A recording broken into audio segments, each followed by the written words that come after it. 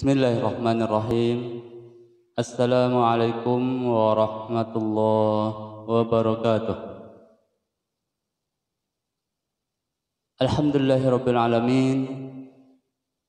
Alhamdulillahilladzi arsala rasulahu basyiran wa nadhira da'iyan ila Allahi biiznihi wa sirajan munira. Allahumma salli wa sallim wa barik ala sayyidil mursalin nabiyina Muhammadin sallallahu alaihi wasallam wa ala alihi wa sahbihi wa man tabi'a hudahu ila yaumiddin. Amma ba'd, wa usikum wa nafsi bitaqwallah faqad fazal muttaqun. Jamaah pengajian rahimakumullah, bersyukur kita pada Allah Subhanahu wa taala atas segala nikmat dan rahmat yang dilimpahkan pada kita semua. Alhamdulillah, pada hari ini kita berkesempatan dan alhamdulillah kita diberikan keadaan sehat wal afiat. Selawat dan salam kita haturkan pada suri tauladan kita Nabi besar Muhammad sallallahu alaihi wasallam. Jamaah pengajian rahimakumullah, melanjutkan ta'lim kita pada tafsir hadis pada pagi hari ini. insyaallah sebagian kita juga mungkin sering mendengar, tetapi kita sedikit mendalami supaya kita memiliki ilmu yang lebih dalam. Saya mengulang, mungkin pernah saya sampaikan, kenapa kita harus memperdalam, mengapa harus diperluas.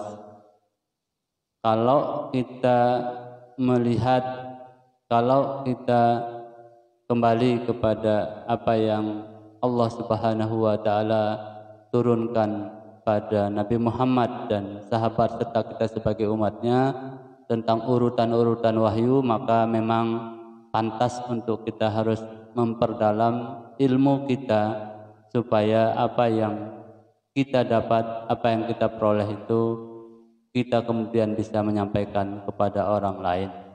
Saya sebagai muqaddimah mengulang lagi. Jadi kalau dalam riwayat Ibnu Abbas, 5 surat yang turun pertama yaitu surat Al-Alaq sebagai perintah kepada kita untuk mengetahui apa saja yang mau kita ketahui, tetap dalam batasan bahwa semua itu adalah Allah Subhanahu wa taala yang menganugerahkan. Wa rabbukal akram, semuanya adalah Allah.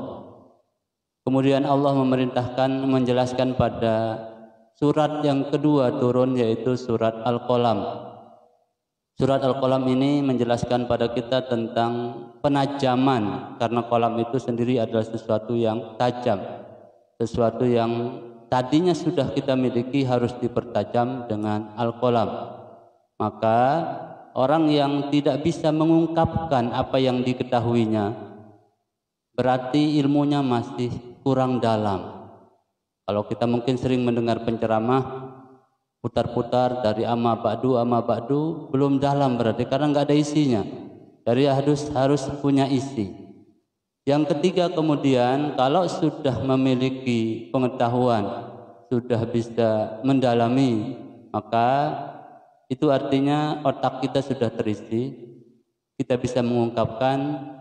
Jiwa kita belum kuat, maka surat yang ketiga diturunkan Allah adalah surat Al-Muzammil.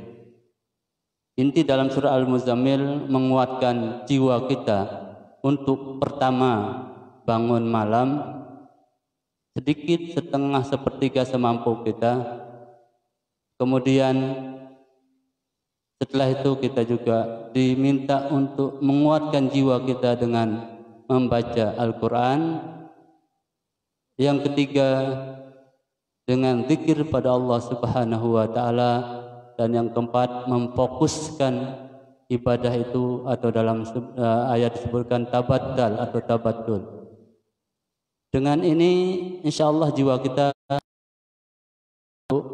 menghadapi apa yang akan kita hadapi dengan ilmu yang kita miliki.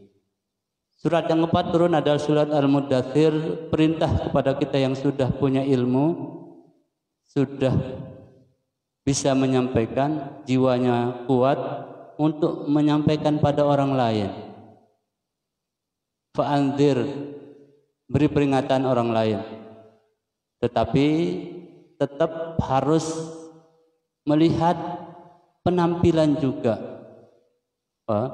Dengan tetap kita bertakbir pada Allah, wasiyabaka fatahhir. Penampilan itu dalam kita mengajar, kita berdakwah tetap ada nilainya. Jangan hanya pakaian itu aja, apalagi ya kurang pantas untuk dipakai. Wasiyabaka fatahhir, dan pakaianmu disucikan atau sucikanlah pakaianmu. Dan kita sudah diajar oleh Jibril dalam hadis kedua di Al-Arba'in An-Nawawiyah untuk memakai pakaian yang sebaiknya ketika kita mengajar agama. Ya, kalau di dalam hadis kedua, di akhir hadis dijelaskan siapakah itu, pertanyaan Rasul pada Umar. Umar menjawab, Allah dan Rasulnya yang tahu. Fa innahu Jibrilu atakum yu'allimukum dinakum. Itu adalah Jibril datang pada kalian dengan penampilan yang luar biasa, pakaian sangat putih, ya, kemudian rambutnya sangat hitam, rapi, wajahnya tidak carut marut seperti orang yang baru bepergian jauh, kemudian menyampaikan isi agama. Setelah kita menyampaikan kepada orang lain, ya, dengan penampilan itu, warujza fahjur, tentunya kemudian selanjutnya bagaimana caranya hilangkan atau hindari hal-hal yang berbau dosa. Kemudian wala tamnun tastakthir, jangan memberi mengharap sesuatu yang lebih banyak lagi. Intinya surat Al-Alaq 1-5, kemudian Nun atau Al-Qalam, kemudian Al-Muzammil, kemudian Al-Muddathir. Pada surat yang kelima itu adalah surat Al-Fatihah. Nanti bisa dibuka urutan menurut Ibnu Abbas. Surat Al-Fatihah adalah materi yang akan kita sampaikan. Materi akidah yang pertama, ya, ibadah, sejarah, dan hal-hal yang berhubungan dengan akhir zaman. Itu materi yang ada di surat Al-Fatihah secara umum saja. Hadirnya kita di majelis-majelis ilmu, ya tentunya berharap kita bisa mendalami ilmu kita, kemudian bisa menyampaikan pada orang lain. Kalau pada minggu yang lalu Ustaz Habib menyampaikan hidayah, ya jangan cukup sampai di kita saja, tapi tidak semua kita bisa menyampaikan. Maka itu perlunya kemudian kita menguatkan jiwa kita dengan qiyamul lail, baca Quran, kemudian kita sampaikan apa yang bisa kita sampaikan supaya hidayah itu mengena sampai pada orang lain.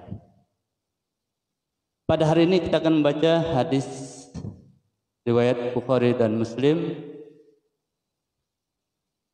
An Ummil Mukminin Ummil Hakam Zainab binti Jahshin radhiyallahu anha anna Nabiyya sallallahu alaihi wasallam dakhala 'alaiha fazi'an yaqul la ilaha illallah. Ya, kalau di dalam penjelasan dikatakan suaranya keras Rasul ketika mengucapkan tahlil ini. Wailun lil arabi min syarrin qad iqtarab. Futihal yaum min radmi ya'juj wa ma'juj mislu hadhihi. Wa halaqa, kemudian beliau memutar atau halaqah, kita halaqahkan ya putaran artinya.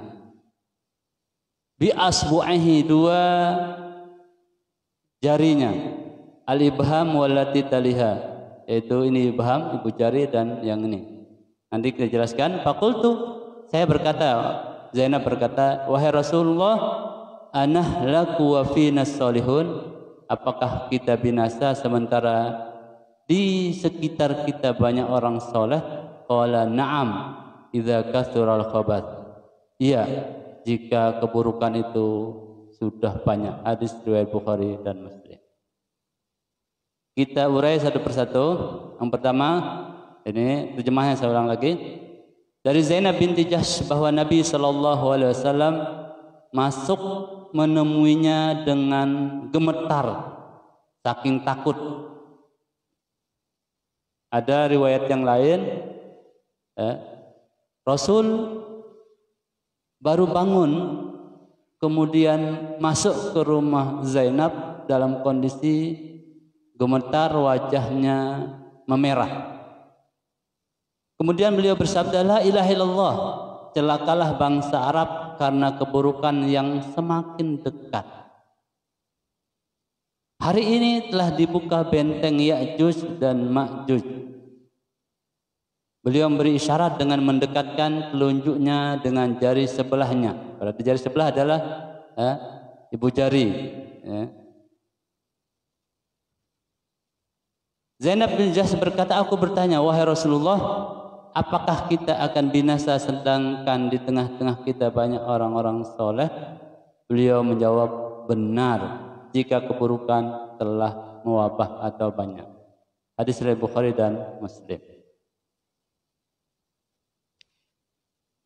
Kita mengenal sedikit tentang Zainab. Zainab binti Jahsh ini, bapak-bapak, ibu-ibu, kalau di antara istri-istri Rasul, itu ada 2 istri Rasul sebagai gerbang celaan atau tempat di mana orang-orang yang tidak senang Islam dan Rasul secara khusus itu memasuki gerbang itu lewat 2. Yang pertama adalah Aisyah, yang kedua adalah Zainab binti Jahsh, dan yang di bawahnya Hafsah binti Umar. Yang paling banyak tentu kalau di voting, survei kalau bahasa sekarang, itu tentu Aisyah. Apakah itu orang yang merasa beriman atau apalagi orang-orang kafir, orang orientalis. Aisyah paling banyak pintu celaan untuk kemudian tidak menerima Rasul dan secara khusus tidak menerima hadisnya lewat Aisyah. Ya. Mencela Rasul itu lewat Aisyah. Begitu juga dengan Zainab. Kenapa? Ada apa dengan Zainab hingga kemudian Rasul dicela? Karena beristri Zainab. Kita kenal dulu siapa itu Zainab. Zainab binti Jahsh binti Jahsh bin Rabi'ah al-Asadiyah.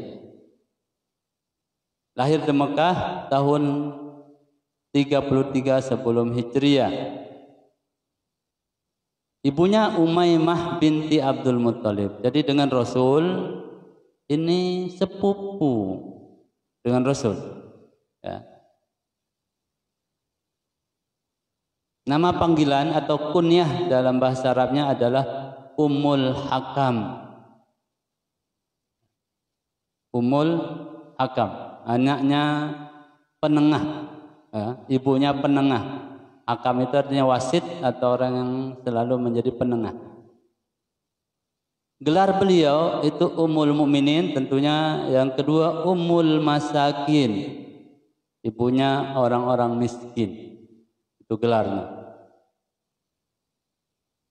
Beliau masuk Islam sejak masa di Mekah atau yang sering disebut dengan As-Sabiqunal Awwalun, orang-orang pertama yang masuk Islam. Beliau juga ikut hijrah ke Madinah bersama kaum muslimin yang lainnya. Jadi ini tentang Zainab binti Jahsh. Kita lanjut pada slide selanjutnya. Setelah habis iddahnya, karena Zainab ini dinikahkan oleh Rasul dengan anak angkatnya Zaid bin Harithah, yang kemudian memang pisah, kemudian setelah iddahnya habis atau selesai, Allah menikahkan Rasul. Inilah tempat fitnahnya. Allah menikahkan Rasul. Bapak Ibu yang dirahmati Allah, satu-satunya istri Rasul yang dinikahi oleh Rasul tanpa ada ijab kabul, tanpa ada wali dan tanpa ada mahar sebagai syarat nikah adalah Zainab binti Jahsh. Dari sinilah kemudian fitnah itu ada. Semuanya istri sama dengan umumnya yang kita lakukan. Ya, ada ijab kabulnya karena itu rukun. Itu syaratnya, syarat sahnya. Tidak ada mahar. Ya. Tidak ada saksi. Semua Syarat sahnya nikah itu kemudian atau rukun selanjutnya itu tidak ada dalam pernikahan Rasul dengan Zainab binti Jahsy. Maka disinilah kemudian fitnah itu muncul. Allah menikahkan Rasul sesuai dengan firman-Nya dalam surah Al-Ahzab ayat 37. Jadi Allah yang menikahkan disaksikan oleh malaikat. Nah, bagaimana kalau ada orang yang kemudian saya semalam mimpi, kemudian mendatangi janda, saya sudah nikah malam itu, ya? Oh, itu enggak ada, Ibu ya, enggak ada setelah itu. Setelah itu enggak ada. Ini kekhususan Rasul. Ini kekhususan Rasul. Kekhususan Rasul pun fitnahnya luar biasa. Apalagi bukan Rasul. Apalagi bukan Rasul. Rasulullah SAW yang dinikahkan Allah Subhanahu wa Ta'ala pun mendapatkan fitnah.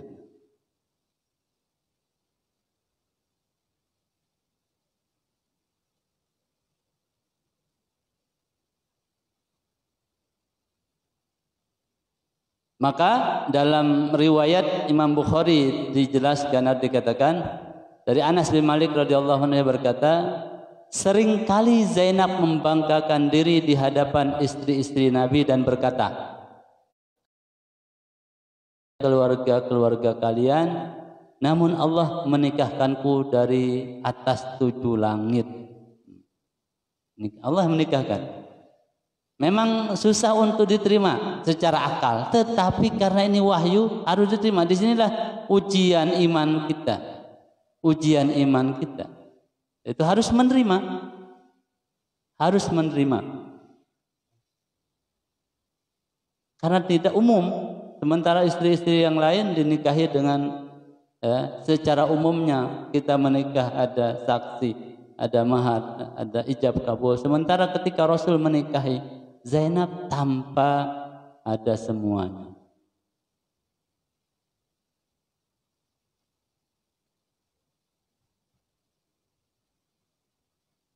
Beliau meriwayatkan 11 hadis. Zainab binti Jahsy meriwayatkan 11 hadis. 2 hadis ada atau sepakat Bukhari Muslim atau muttafaq alaih. 2 hadis hanya ada di riwayat Muslim. Sementara 7 hadis yang lainnya ada di kitab Sunan dan Musnad Ahmad. Hanya 11 hadis.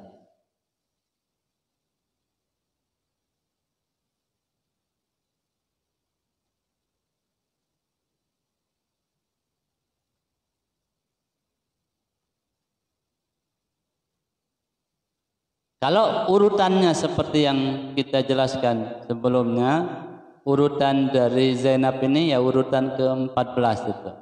Jumlah sahabat yang meriwayatkan hadis 11 atau 11 hadis itu 9 sahabat. Jumlah sahabat yang meriwayatkan ya. Jadi yang nomor pertama ini klasifikasi ya, klasifikasi berapa hadis yang riwayatkan. Kemudian yang kedua ini ya perkalian dari jumlah hadis dengan jumlah sahabatnya. Jadi kali berapa? Jadi 11 kali 9 ya 99 hadis. Jadi sahabat yang meriwayatkan 11 hadis itu jumlahnya 9. Semua jumlah hadis dari 9 sahabat ini dihitung semuanya ada 99.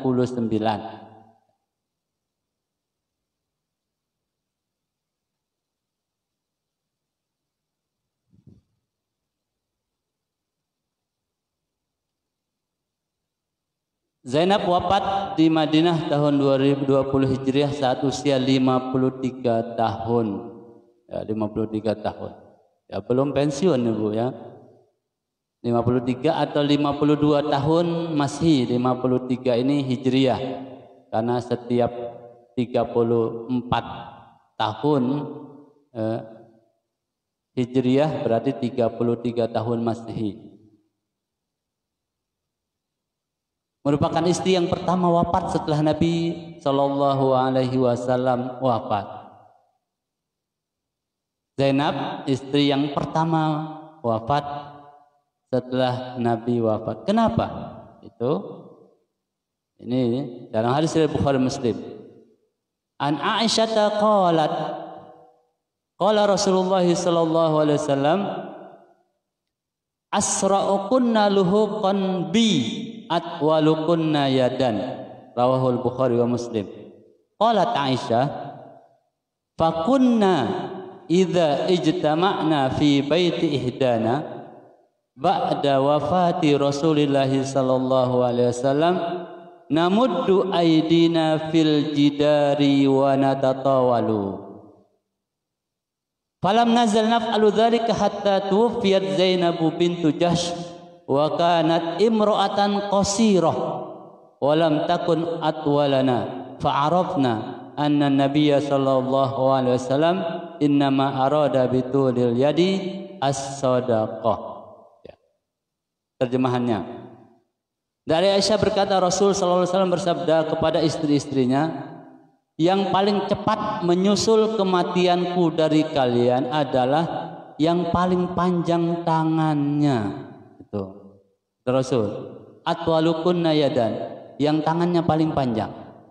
Hadis riwayat Bukhari dan Muslim. Maka Aisyah berkata, jika kami berkumpul di rumah salah satu dari kami, dari istri Nabi setelah Rasulullah wafat, maka kami selalu mengulurkan tangan kami di tembok untuk melihat siapa yang paling panjang tangannya. Ya dilihat dari berapa istri Rasul yang masih mana yang paling panjang. Karena itu yang dipahami secara bahasa. Hingga kemudian Zainab meninggal dunia, wafat. Barulah kami tahu bahwa yang dimaksud Rasul bukan yang tangannya paling panjang, tapi yang sering membantu. Ya, jadi istilah panjang tangan itu bukan pencuri kalau bahasa Arab ya, banyak sedekah. Tapi jangan dipakai di Indonesia panjang tangan. Ya, yang tangannya panjang, ya. Banyak sedekahnya. Dalam khilafah Umar, Abu Bakar dan Umar, 1 rupiah pun tidak pernah diambil. Jadi setiap kali diberikan jatah oleh Abu Bakar, oleh Umar secara khusus, itu satu istri itu bisa 500 dirham, bahkan bisa lebih. Ya, kalau kita hitung sekarang mungkin bisa sampai katakan 5 sampai 10 juta untuk satu bulan. Tidak pernah diambil. Siapa yang nganter itulah yang kemudian diminta untuk membagikan. Jangankan yang diberikan oleh khalifah, yang punya sendiri saja dibagi, apalagi diberikan oleh negara. Itu pasti dibagi. Maka Rasul kemudian katakan yang paling panjang tangannya, ya, yang banyak sedekahnya, maka gelar beliau di sebelumnya yang kita baca adalah Ummul Masakin, ibunya orang-orang miskin, karena banyak membantu, banyak bersedekah.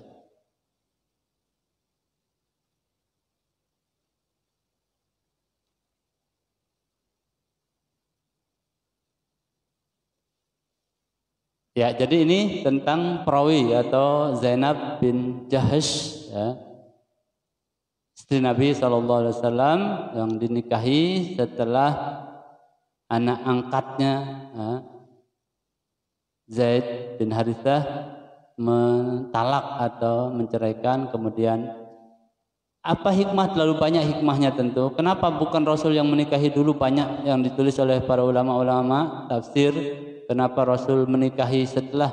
Karena memang banyak budaya-budaya yang harus dirubah, harus lewat Rasul. Jadi 2 paling besar kalau di Zaid. Yang pertama, pada masa jahiliyah atau sebelum Rasul menikahi Zainab, itu haram hukumnya menikahi bekas atau mantan istri anak angkat. Yang kedua, anak angkat sama kedudukannya dengan anak kandung dalam hal warisan. Tetapi karena peristiwa inilah kemudian semuanya berubah hukumnya. Jadi anak angkat itu tidak sama pasti, baik dalam harta warisan ataupun dalam hal nikah menikahi. Itu tidak ada hubungannya sama sekali secara darah, maka boleh untuk dinikahi. Jadi ini hukum untuk menghapus hukum yang sudah mendarah daging ini harus Rasul yang melakukan. Orang lain tidak mungkin, maka Rasul kemudian ya tidak menikahi Zaid itu langsung Zainab langsung, jadi dinikahi setelah dinikahi oleh. Padahal kalau kita baca bagaimana Zainab berkali-kali menolak. Kenapa menolak? Karena memang secara posisi sosial terlalu jauh. Ini keturunan bangsawan Zainab, orang Quraisy. Sementara Zaid adalah maula, bekas budak. Terlalu jauh. Maka salah satu yang dikatakan oleh Imam At-Tabari, salah satu sebabnya kenapa Zaid itu melepas, karena seringkali kalau ada masalah itu dia mengungkapkan posisi sosialnya. Saya keturunan Quraisy. Ya. Karena itu enggak kuat. Zaid kemudian ditalak atau dilepas. Tetapi bapak-bapak, ibu-ibu, setelah kemudian dilepas dan iddahnya selesai atau habis, Rasul meminta Zaid untuk meminang. Yang meminang Zainab untuk Rasul itu Zaid. Gantian, tadinya Rasul meminang Zainab itu untuk Zaid, sekarang diputar lagi setelah itu. Yang meminang datang ke Zainab itu adalah Zaid sendiri, Zaid bin Harithah. Minta Zainab untuk menerima pinangannya Rasul. Kalau sebelumnya balikannya, minta Zainab untuk menerima pinangannya Zaid. Nah, dia putar itunya, ya. Berputar. Saya kira mungkin di kondisi nyata kita, di alam nyata kita kayaknya berat untuk terjadi itu, ya. Kayaknya lebih baik transmigran ke tempat yang jauh aja lah gitunya. Ya, saya kira cukup untuk perawi kita, ya. Selanjutnya kita masuk ke isinya. Saya ulang lagi hadisnya tadi. An Ummul Mukminin Ummul Hakam Zainab binti Jahsh radhiyallahu anha anna Nabiyya sallallahu alaihi wasallam dakhala 'alaiha fazi'an yaqul la ilaha illallah wa ilun lil arabi min syarril qad iqtarab futihal yawma min radmi ya'juj wa ma'juj mislu hadhihi wa halaqa bi asbu'aihi al-ibham wallati taliha faqultu ya Rasulullah anahlaku fi wa fina salihun qala na'am idza kathura al-khabath muttafaqun alaih. Pada riwayat yang lain dari Imam Bukhari juga an Zainab bin Jahsh radhiyallahu anha qalat istaiqadha Nabi sallallahu alaihi wasallam minan naumi muhmarran wajhu yaqul. Nah, kita sudah mempelajari dulu kalau seandainya mungkin untuk digabung dua hadis maka digabung. Tapi kalau tidak maka dikuatkan salah satunya. Tapi dua hadis ini mungkin untuk digabung. Jadi bagaimana memahaminya? Rasul bangun dari kamarnya. Jadi Rasul tadi tidur. Kemudian diperlihatkan oleh Allah bahwa benteng yang dibuat oleh Zulkarnain itu sudah ada lubangnya. Kemudian bangun, langsung masuk ke kamarnya Zainab dalam kondisi wajahnya memerah, baru bangun, ketakutan. Maka kemudian beliau mengucapkan seperti dalam lafaz hadis la ilaha illallah dan selanjutnya. Jadi dua hadis ini digabung maknanya jadi satu, bahwa Rasul bangun dari tidurnya di kamar, bukan di kamar Zainab, kemudian selanjutnya masuk ke kamar Zainab. Fazi'an, ya, arti fazi'an itu khawatir, takut, terkejut, ya, ketakutan yang luar biasa. Ya, tapi yang dimaksud di sini adalah wajah Nabi merah karena sangat takut. Ya, fazi', sangat takut, ya, wajahnya memerah.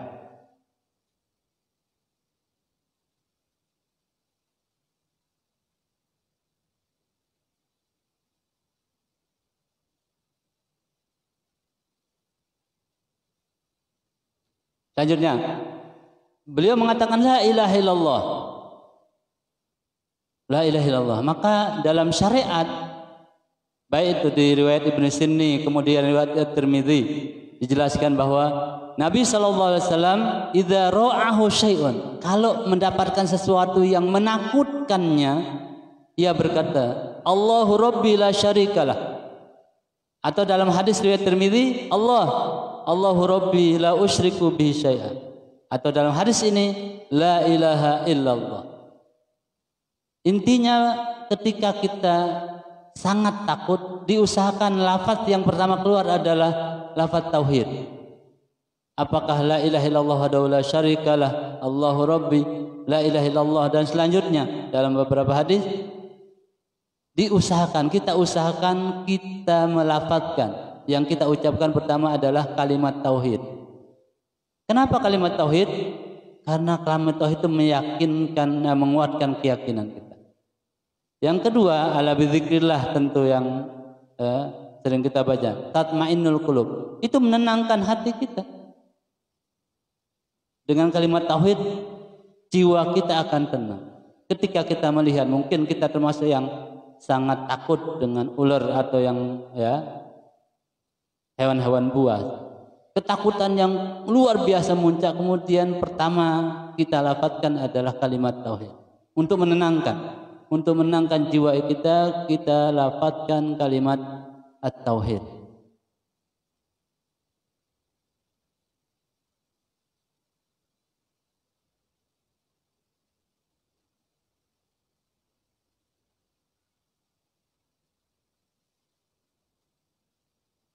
Wail, kita sudah mempelajari membaca surat Al-Humazah, Al-Mutaffifin. Secara umum wail itu artinya neraka. Wail walaupun di ayat-ayat memang tidak begitu nampak makna wail itu adalah neraka. Wail secara umum celaka, secara hancur, dan semuanya adalah ancaman. Semuanya adalah ancaman, kata yang diawali atau kalimat yang diawali dengan kata wail. Kalau dalam bahasa Arab ada kata wayhak, celaka, tetapi bedanya kalau wail itu pasti celakanya. Pasti celakanya. Tapi kalau wayhak itu tidak pasti. Tidak pasti celaka. Maka kalau Allah menggunakan wail di dalam Al-Quran, memang secara umum banyak kemaksiatan dilakukan oleh orang kafir atau orang-orang yang curang dalam timbangan dan lain sebagainya, atau orang yang menghina baik dengan kata ataupun dengan perbuatan. Dalam surat Al-Humazah itu diberikan ancaman celaka, wail. Wailun lil Arab. Kenapa yang dikatakan Arab? Arab itu bapak-bapak ibu-ibu bukan satu ya, Arab itu banyak. Kalau satu itu Arabi, kalau banyak itu Arab, itu bedanya. Kalau ada ya-nya setelah ba itu satu orang, tapi kalau tanpa ba itu untuk banyak orang. Wailun lil Arab, celaka bagi orang-orang Arab. Kenapa orang Arab yang celaka? Ibnu Hajar mengatakan, karena merekalah yang masuk Islam terbesar ketika itu, yang diketahui oleh Rasul ketika itu, merekalah yang terbesar, yang terbanyak, menurut Ibnu Hajar. Yang kedua, Imam Qurtubi mengatakan, merekalah yang paling merasakan fitnah Ya'juj dan Ma'juj. Semua kita merasakan, tetapi karena kalau dibilang seluruh mungkin ya, sebagian besar tanda-tanda kiamat kubro itu ada di sana. Maka merekalah yang merasakan, paling merasakannya mereka. Saya mengatakan merekalah yang membawa bendera Islam dan Rasulullah diutus di negeri Arab. Kenapa Arab? Karena Rasul diutus di Arab. Dan merekalah yang membawa bendera Islam. Maka Rasul katakan wailun lil Arab. Saya Al-Maghamis ya, kemudian ya dari yang paling tua, yang paling muda, kemudian selanjutnya saya Al-Maghamis yang masih hidup. Ini semakin melebar penjelasannya bahwa yang diinginkan oleh Rasul adalah semua umat. Tetapi yang disebut hanya orang Arab karena mereka laksana kepala bagi anggota badan yang lain. Jika mereka melaksanakan sunnah, kalau sudah kepalanya sakit, bawahnya juga sakit. Maka orang Arab itu kalau menurut agama seperti kepala kita. Menurut beliau, kenapa maka disebut Rasul itu ya orang Arab saja? Ya cukup, itu mewakili. Kalau mereka sudah sakit, yang lainnya juga ikut sakit. Katakan al-Arab, wailun lil Arab, celakalah bagi orang Arab. Jadi kalau mengambil pendapat yang terakhir semuanya sebenarnya, tetapi disebutkan sebagian saja, yaitu orang Arab karena mereka adalah ibarat kepala di anggota badan kita.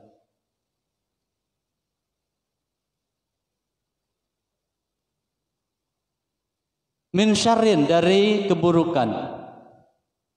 Apa itu syar dalam hadis ini? Ibnu Hajar mengatakan keburukan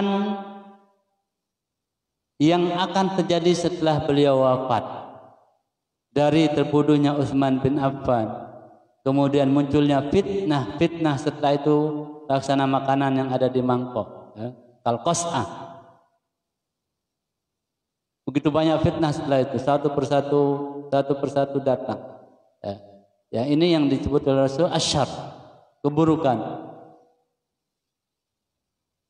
Min syarrin, dari keburukan. Imam Qurtubi berkata, apa yang dimaksud dengan syar di sini?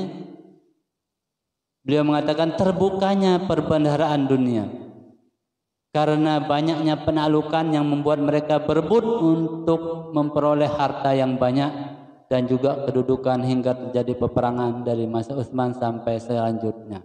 Nah, kata Imam Qurtubi, semakin banyak negara Muslim yang kemudian semakin lebar, semakin banyak kaum muslimin dan semakin banyak kekayaan yang dimiliki, maka semakin banyak keburukan. Kenapa? Karena saling berebut harta dan saling berebut kedudukan, sehingga yang tidak dapat itu bunuh, perang kemudian. Menurut Imam Qurtubi.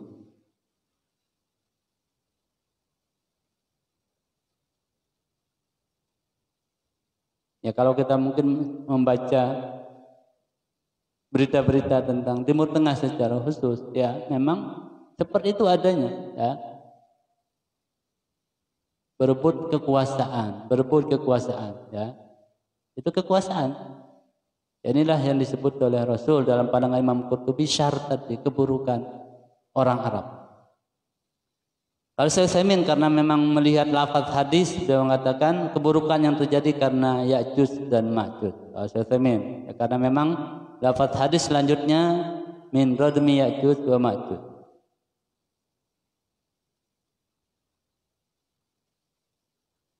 Qad iktarab artinya dekat, bergerak mendekat. Jadi kalau dalam bahasa Arab ada qaruba, ada iktaroba. Iktaroba itu bergerak mendekat, bergerak dia. Iktarabatis sa'atu wa insyaqqal qamar, dan selanjutnya bergerak semakin dekat. Nah, itu iktarob. Semakin dekat itu beriktarob. Ya. Jadi semakin dekat terus, semakin dekat. Itu iktarob. Kalau qaruba atau qarib, dekat tetapi stagnan, tetap di tempat. Jadi kalau iktaroba bergerak, dia semakin mendekat kita. Ya. Maka keburukan itu yang muncul hingga kemudian akan muncul Ya'juj itu semakin dekat, kata Rasul sallallahu alaihi wasallam. Selanjutnya Ya'juj wa Ma'juj. Ya, Ya'juj wa Ma'juj ini bisa dibaca. Itu nama kabilah pasti. Secara bahasa Ya'juj dan Ma'juj dari satu kata, akarnya sama. Ayija itu suara nyala api misalnya, atau suara percikan air dari kalau air terjun, percikannya itu namanya Ya'juj. atau suara percikan api ketika dibakar atau dilas. Jadi ya ketika dilas itulah dia Yajujnya secara bahasa.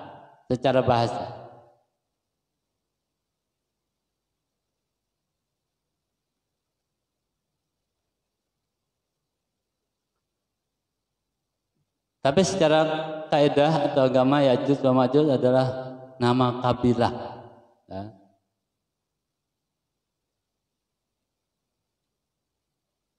Lanjut.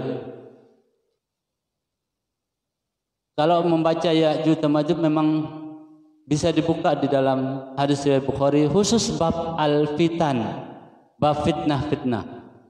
Sangat banyak hadis. Dari beberapa hadis riwayat Bukhari dan Muslim bisa disimpulkan beberapa hal. Yang pertama, benteng dibangun oleh Dzulkarnain untuk menahan kabilah Ya'juj dan Ma'juj keluar. Itu benteng. Atau bisa tafsir surat Al-Kahfi bisa dibuka.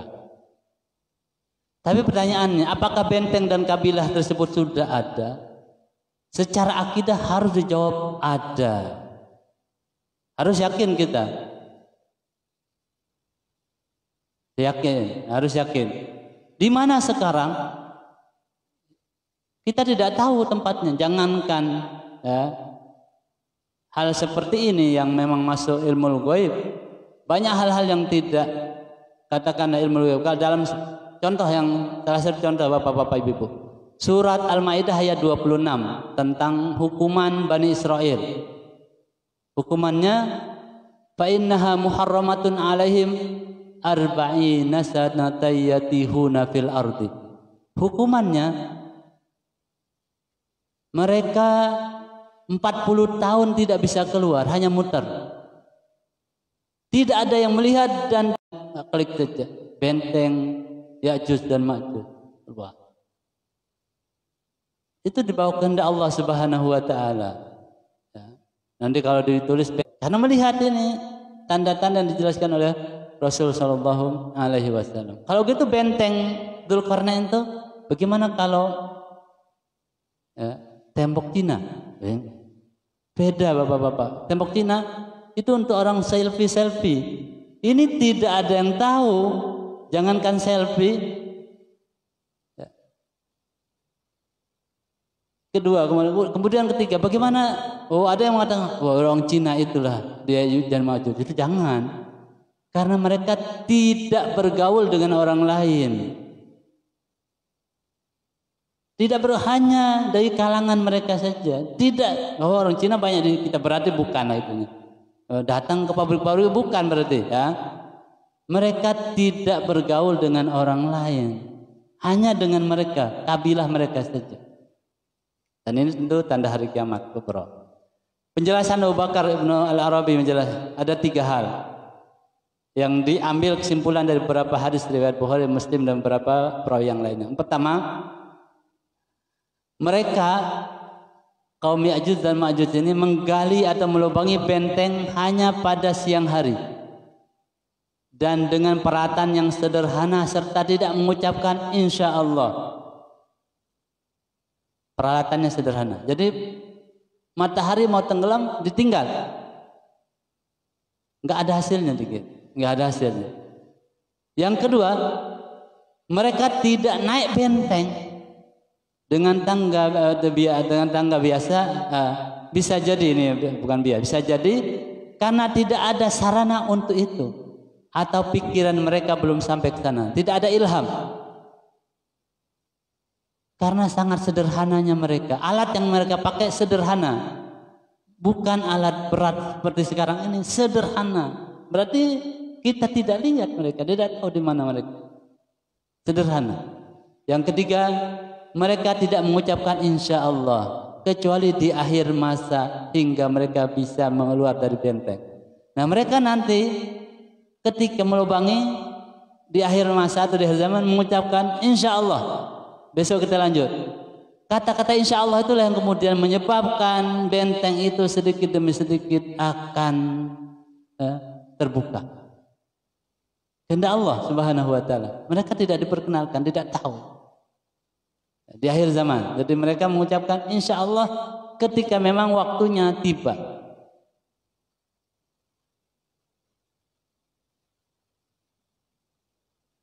Kemudian wahallaqa bi asbu'ahi di al-ibham wallati taliha. Rasul ya memutar ibu jari dan telunjuk. Ibnu Uyainah mengatakan seperti angka 100 atau seperti angka 90. Tapi 100 bukan 100 kita ibu-ibu bapak-bapak ya. 100 kita kan ndol-ndolnya 2. Gini kan. 100 Arab kan titik. Titik 0 Arab itu titik. Berarti lubangnya sudah ada tapi kecil. Lubang dari Hisn atau Radam benteng Ya'juj itu sudah ada tapi hanya setitik gitu, bukan 0 Arab tuh ya, 0 Indonesia. 0 Indonesia udah keluar mereka. 0 Arab kan titik, ya. Kecil, sangat kecil. Nah kecil saja itu khawatir Rasul, apalagi agak gede. Itu kecil, sekecil titiknya Arab atau 0 Arab, ya. Itu khawatir Rasul Sallallahu Alaihi Wasallam, ya apalagi. Ya, 0 kita, ndol-ndolnya kita banyak besar itu. Jadi seperti angka 90 atau 100 Arab itu ya. Wahalaqah. Jadi halaqah itu kan muter ya. Jadi kira-kira begini itunya. Kalau disebutkan apakah seperti ini atau ini, tapi kecil itunya. Jadi ibu jari dan telunjuk.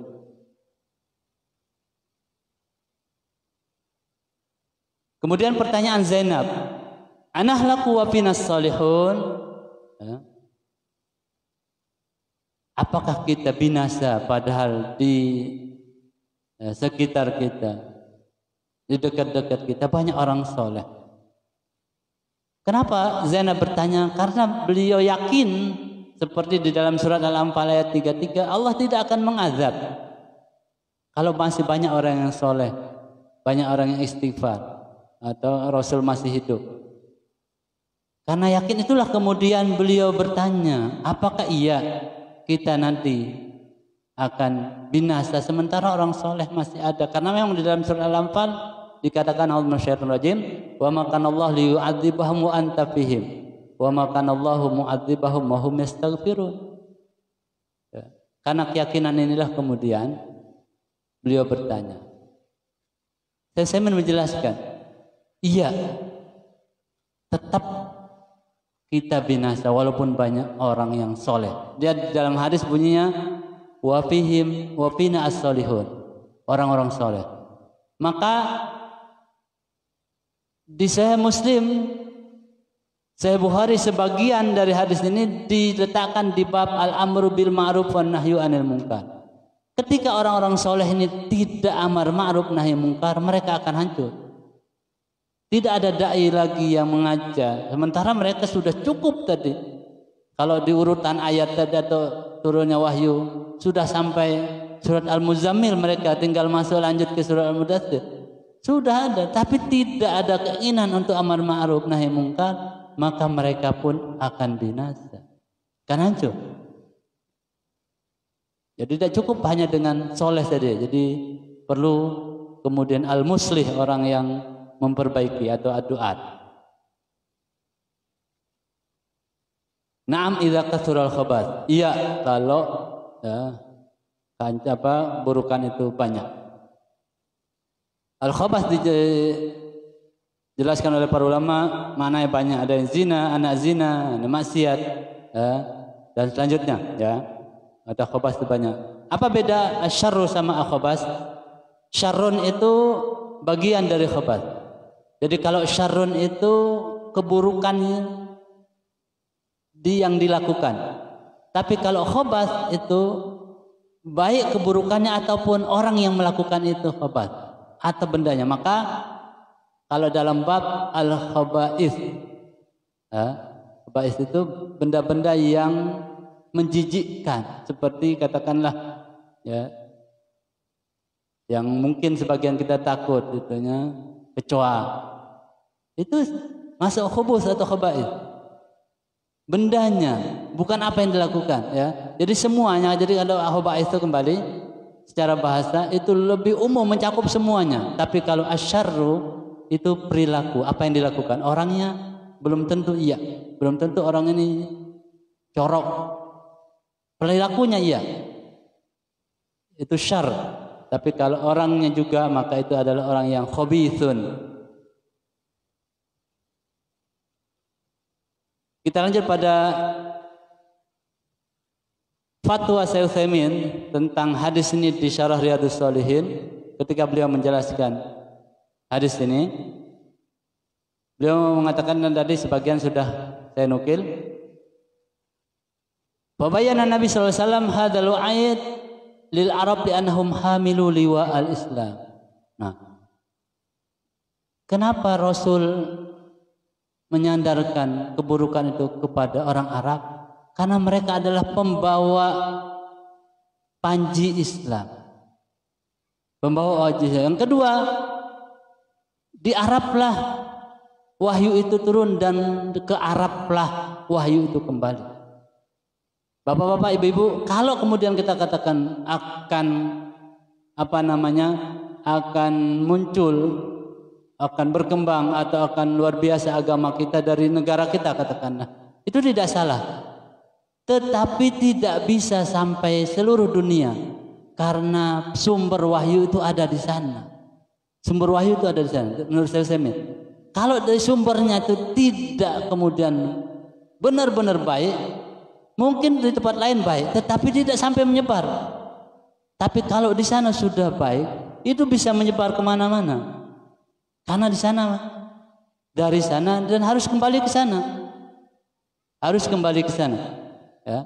Sumber wahyu di sana, dan wahyu itu harus kembali ke sana. Jadi kalaupun kemudian kemunculan kebangkitan Islam, katakanlah dari Asia Tenggara, itu tidak ada yang salah. Tetapi tidak bisa kemudian mengharap seperti dahulu ketika Rasulullah SAW dan para sahabat menyebarkan agama. Karena sumber wahyu itu harus kembali ke sana.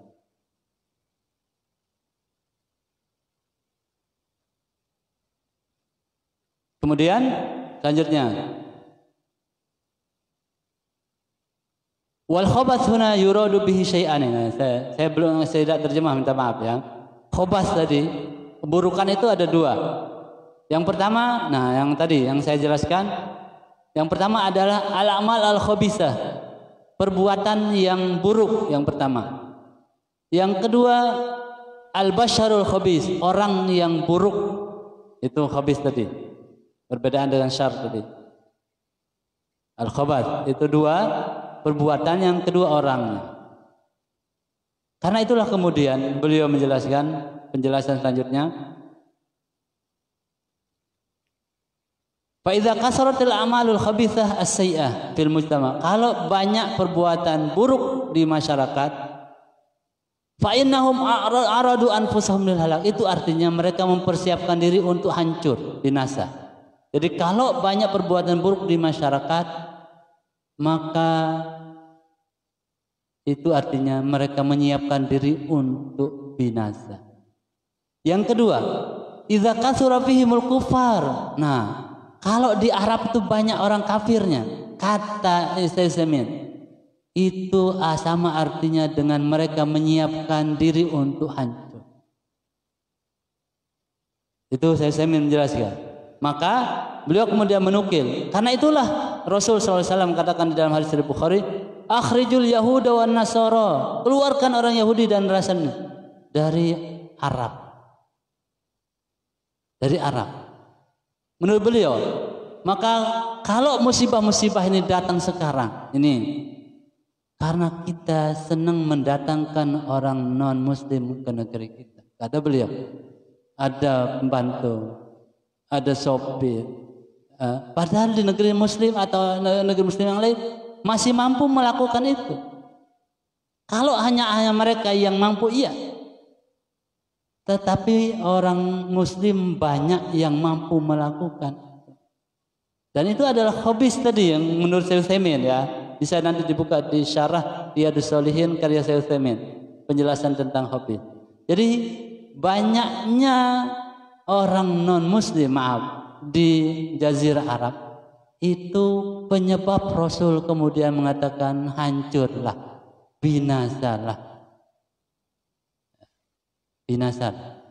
Walaupun kemudian para ulama beda pendapat tentang Arab itu sendiri dari mana sampai mana batasnya dan lain sebagainya.